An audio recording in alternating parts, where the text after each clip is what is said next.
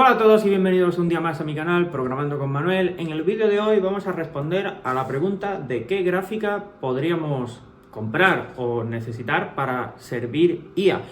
Nos vamos a apoyar en un artículo publicado por HelpCode, que es una plataforma especializada en servir modelos de inferencia IA en Europa, y ya os adelanto que comentan cosas bastante interesantes. En su artículo analizan cómo se comportan las diferentes generaciones de gráficas liberadas por Nvidia en estos últimos años con los principales modelos que ellos sirven en su plataforma, y también nos hablan de particularidades interesantes para filtrar o decidir qué gráfica deberíamos de comprar para ejecutar y servir nuestros modelos.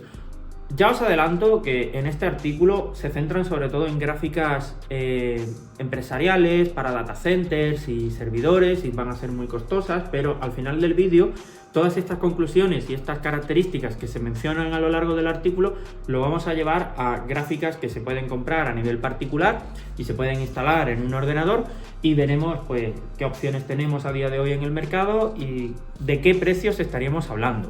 Para entender los criterios que deberíamos de seguir para decidir qué gráfica usar para servir modelos IA a día de hoy, tenemos que entender que Nvidia ha publicado hasta 6 generaciones o 6 arquitecturas diferentes. Aquí, como podemos ver en la imagen, pues tendríamos las distintas arquitecturas, y la particularidad o la diferencia principal que reside en cada una de ellas es que las últimas versiones, las últimas arquitecturas, empiezan a dar soporte a formatos de precisión más pequeños, de 4 bits y de 6 bits. Si esta es la primera vez que oyes hablar de este término, formato de precisión, no es otra cosa más que la representación numérica que utilizan estos modelos internamente con sus pesos y qué almacenamiento o qué número de bits emplean. Si hablamos de un modelo o de una GPU que trabaja con formato de precisión FP32, estaríamos hablando de 32 bits, FP16, 16 bits, FP8 o Int8, pues 8 bits, y así pues con todos los formatos que se nos puedan ocurrir. Esto está muy relacionado con el concepto de cuantización, que si ya alguno ha trabajado en local con algún modelo, pues sabe que los principales vendors que liberan públicamente modelos lo hacen con diferentes checkpoints. Normalmente pues el checkpoint principal va a ser en formato de precisión de 16 u 8 bits, que eso va a ocupar un espacio determinado, pero que también liberan versiones más pequeñas, como pudieran ser de 4 bits, para que puedan cargar ese modelo en gráficas más limitadas. El formato de precisión va a tener un impacto en cómo se ejecuta el modelo de la siguiente manera. El primero va a ser, aunque sea algo redundante, la precisión del modelo.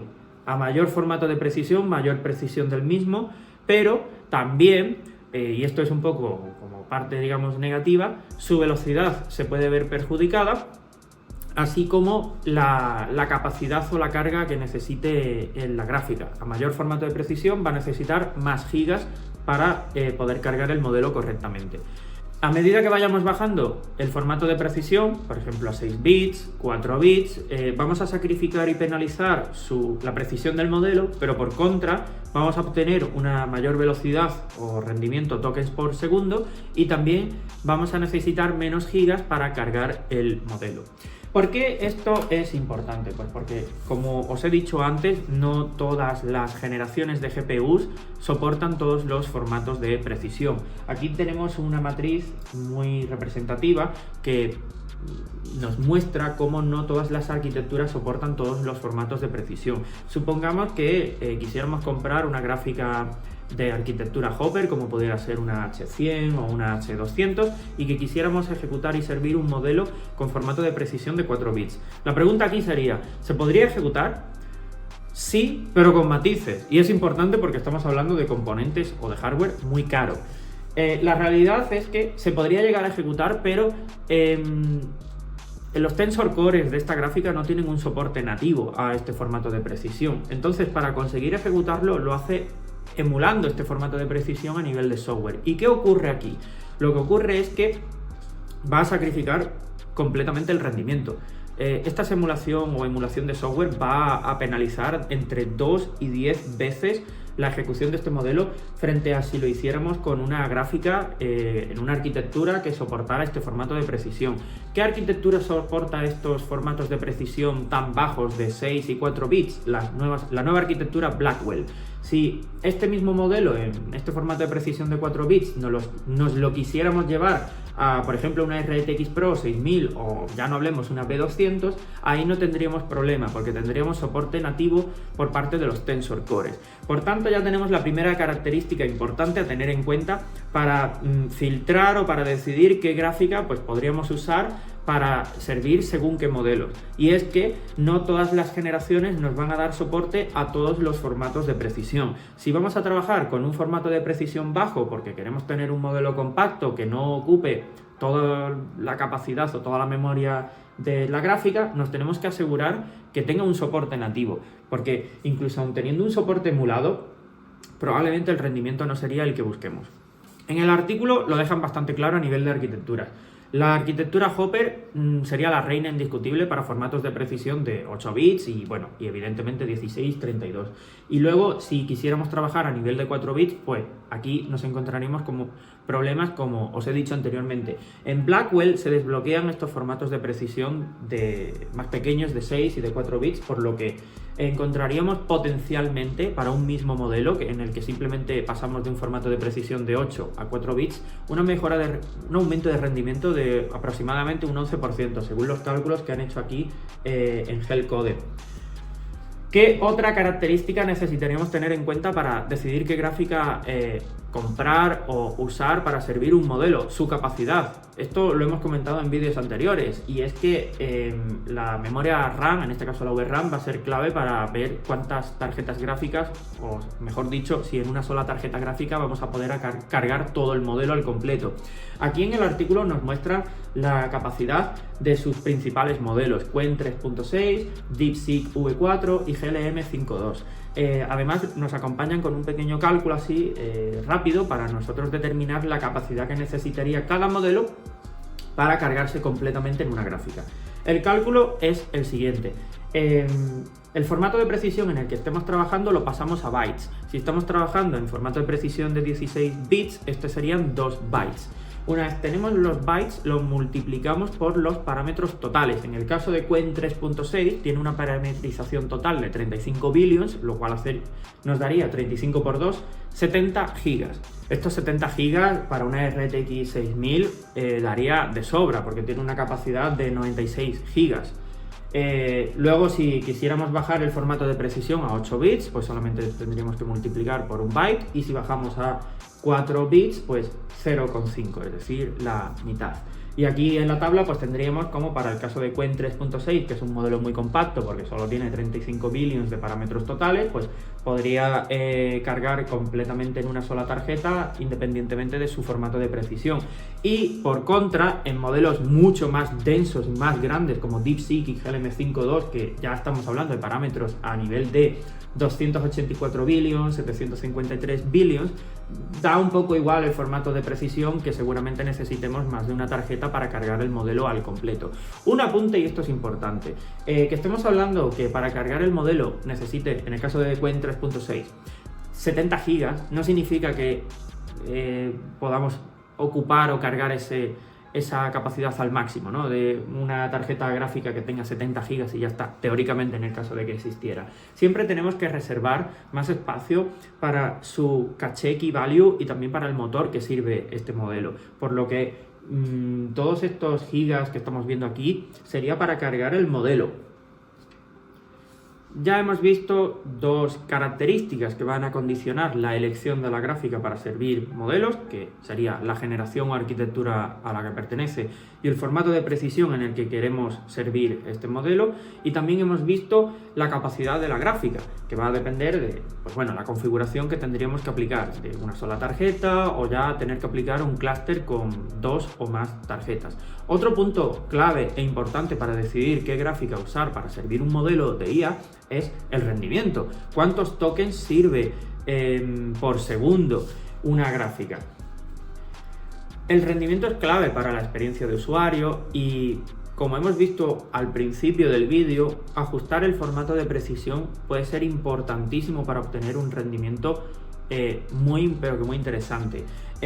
Aquí nos exponen un caso real en el que ellos han trabajado con el modelo Qwen 3.6 en formato de precisión de 4 bits y bueno, tanto 4 bits como 8 bits, y han hecho la comparativa para ver las diferencias entre un formato y otro en una gráfica RTX Pro 6000 que tiene una capacidad de 96 GB, que como hemos visto anteriormente tiene más que de sobra para cargar este modelo al completo, y además esta gráfica pertenece a la última arquitectura Blackwell, por lo cual tiene soporte tanto para formato de precisión de 8 bits como de 4 bits de forma nativa. Y los resultados son los siguientes. A nivel de tokens por segundo hay un salto de un 11% solamente bajando el formato de precisión.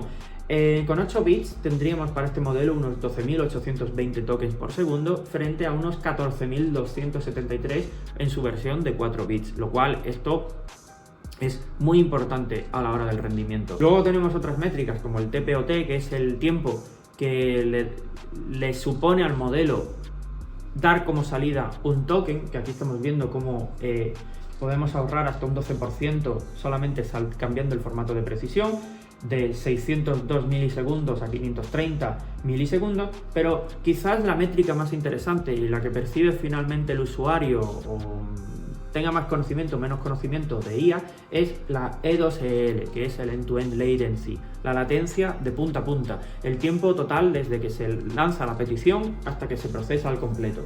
Aquí vemos cómo en el formato de precisión de 8 bits, en las pruebas que han realizado, pues estaremos hablando de en torno a 202 segundos, y en el formato de precisión de 4 bits una caída de un 7%, o bueno, una reducción de un 7% hasta los 188 segundos, haciendo unos tiempos de respuesta, pues para según qué tareas, muy pero que muy atractivos.